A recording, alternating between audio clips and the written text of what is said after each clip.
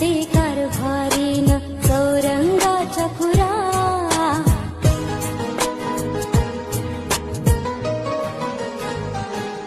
नाव गणाचं गोंदायचं आणि सुखानं नांदायचं.